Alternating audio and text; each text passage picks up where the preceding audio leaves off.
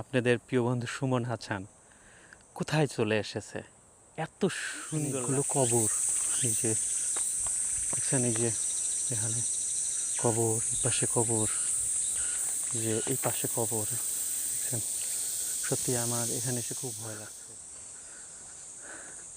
ভেবেছিলাম হয়তো আমাকে কামড়িয়ে কামড়িয়ে ছিঁড়ে ছিঁড়ে খাবে। ফরেস্ট এলাকা।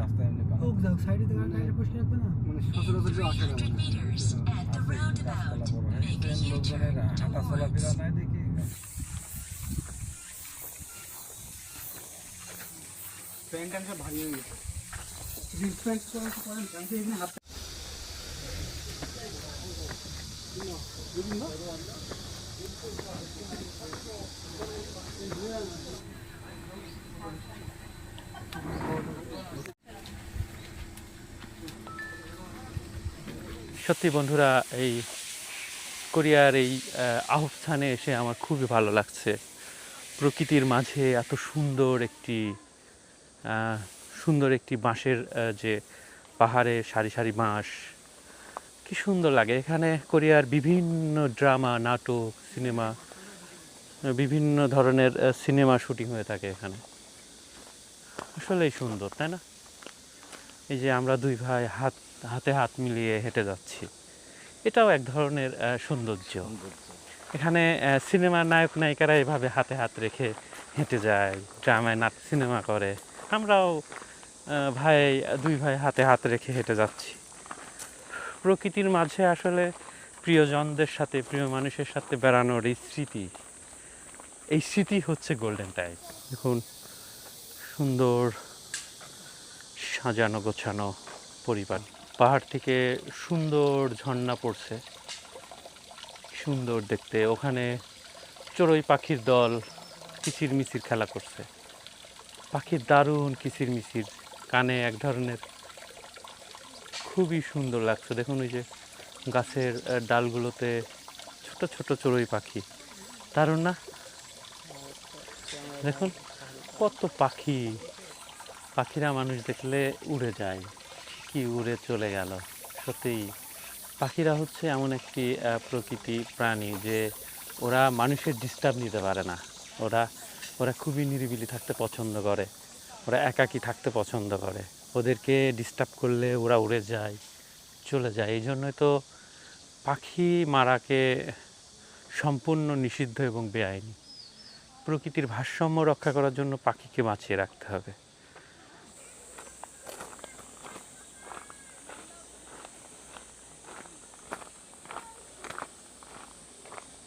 আমরা অনেক ছোটোবেলায় শুনতাম যে ভূতরা নাকি বাঁশের মাথার উপর উঠে বসে থাকে, মাঝে মাঝে রাস্তার উপর পড়ে যায়, কেউ যদি পার হতে যায় তাকে নিয়ে উপরে উঠে যায়, ভয় পেতাম। আজকে ওই সব গল্প মনে পড়ে গেল এই সুন্দর অরণ্যের মাঝে এসে, এই সুন্দর শ্যামল এই আহোপছানের এই বাঁশবাগানে এসে দেখুন কি সুন্দর সবুজ প্রকৃতি।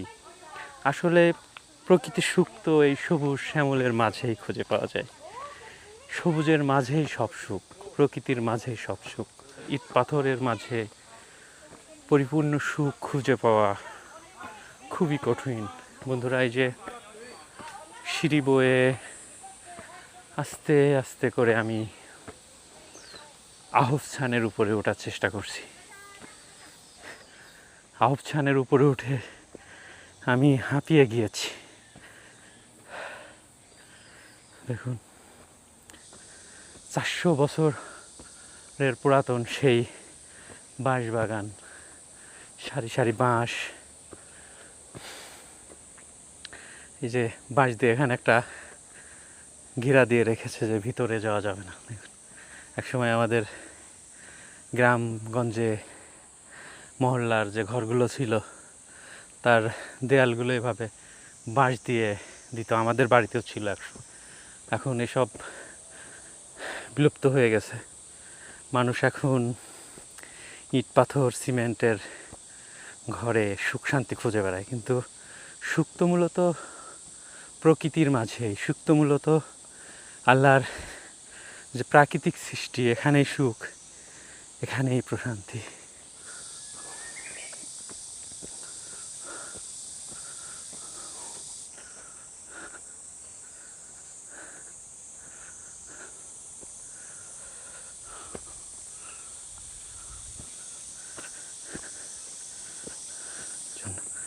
পাহাড়ের এই উঁচু পথ ভারী দিয়ে উপরে উঠছি।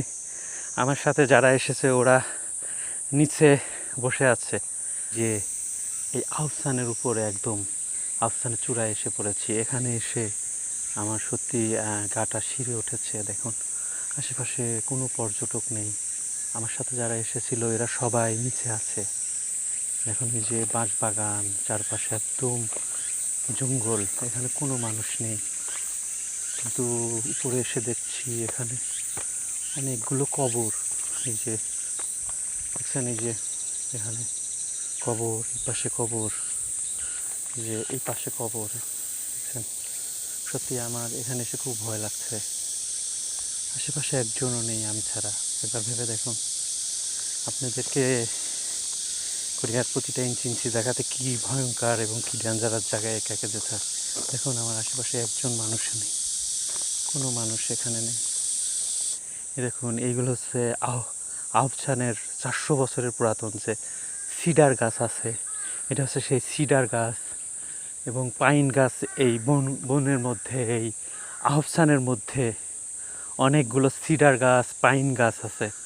এই যে দেখুন কত বড় বড় গাছ, এই যে পাইন গাছ দেখছেন, কত বড় বড় পাইন গাছ, বিশাল বিশাল পাইন গাছ। আমি কোরিয়ার অনেকগুলো পাহাড়ে উঠেছি, কিন্তু এই ধরনের ভয়ঙ্কর, এরকমের নিরিবিলি ভয়ঙ্কর আমি পাহাড় আজ পর্যন্ত দেখিনি। দেখুন কত উঁচু উঁচু করে পাইন গাছ দাঁড়িয়ে আছে, দেখছেন পাইন গাছ, সিডর গাছে একদম 100 বছর উঁচু, 100 বছরের পুরাতন, আজ থেকে 300-400 বছরের পুরাতন বাঁশঝাড়, পাইন গাছ, সিডর গাছ সারি সারিভাবে লাইন দিয়ে দাঁড়িয়ে আছে। দেখুন সুন্দর, প্রকৃতির মাঝে পাখিরা কিচির মিচির করে ডাকছে। দেখছেন এই যে কত বাঁশ বাগান। আমি এই পাহাড়ের যত চূড়ায় উঠছি ততই মুগ্ধ হচ্ছি। বন্ধুরা দেখুন কি সুন্দর প্রকৃতির অপার লীলাভূমি। আসলে বিশ্বটাকে ভ্রমণ করে না দেখলে বিশ্বের যে রূপ সৌন্দর্য এটি আপনি কখনোই বুঝতে পারবেন না। আসলে আমার কাছে এত বেশি ভালো লেগেছে যে আমি আপনাদেরকে এই ভিডিও করে হয়তো এভাবে বোঝাতে পারছি না। দারুণ অপরূপ সৌন্দর্য।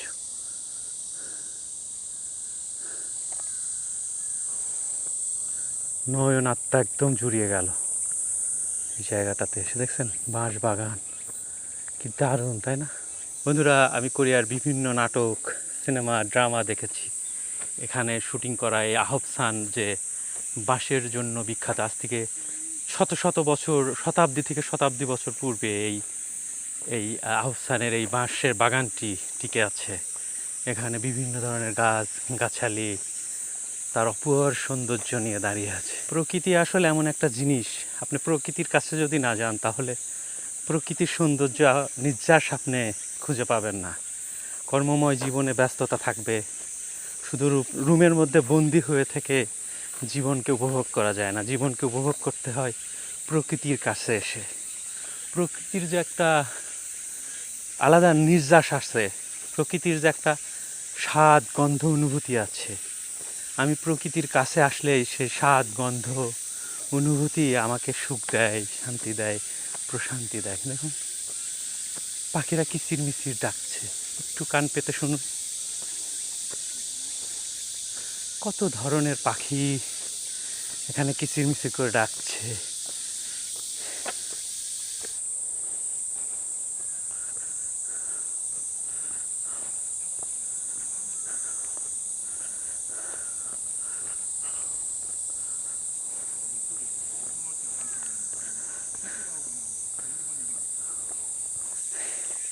আপনি দূর থেকে মানুষকে পরিপূর্ণ বোঝা যায় না, দূর থেকে মানুষকে অনেক সুন্দর লাগে, দূর থেকে মানুষকে অনেক বিশ্রী লাগে, দূর থেকে অনেক মানুষকে অহংকারী মনে হয়।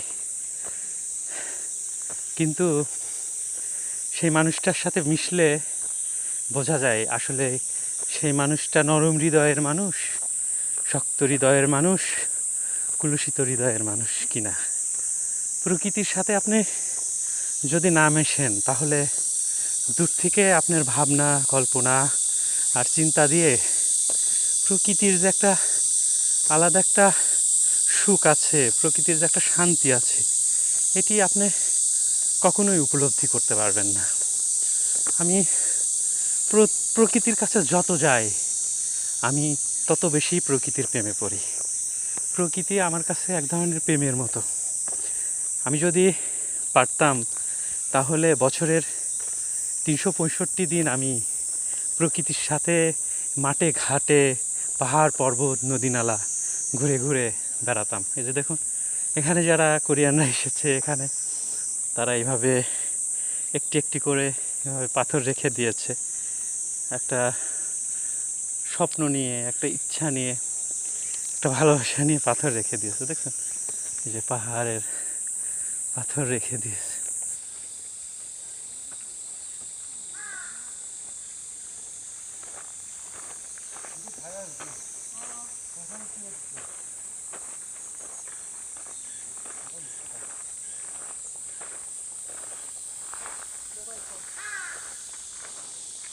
야, 이리 와봐. 셀프 한번 찍자.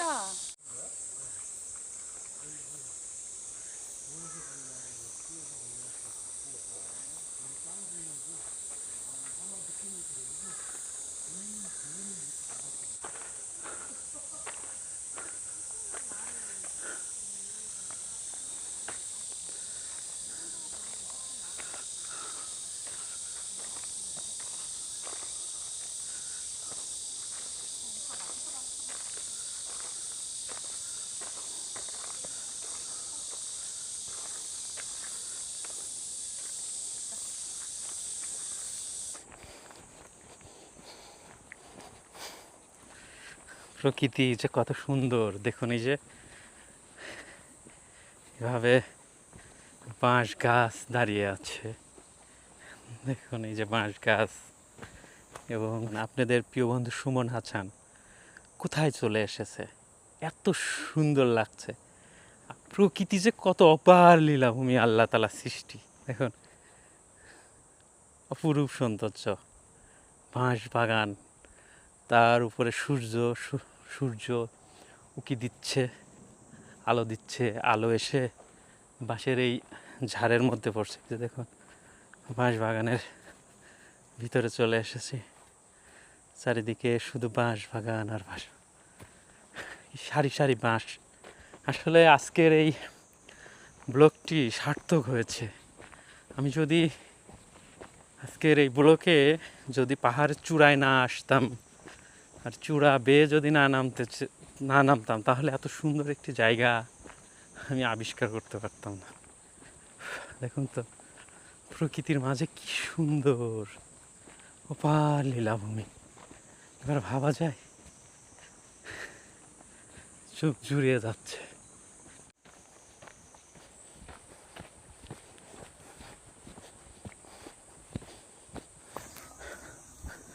সাহস নিয়ে এগিয়ে যেতে হবে। আসলে সৎ সাহস ছাড়া একটা মানুষ কোনোভাবেই এগিয়ে যেতে পারে না। সত্যিই এই পথ অনেক দুর্গম ছিল।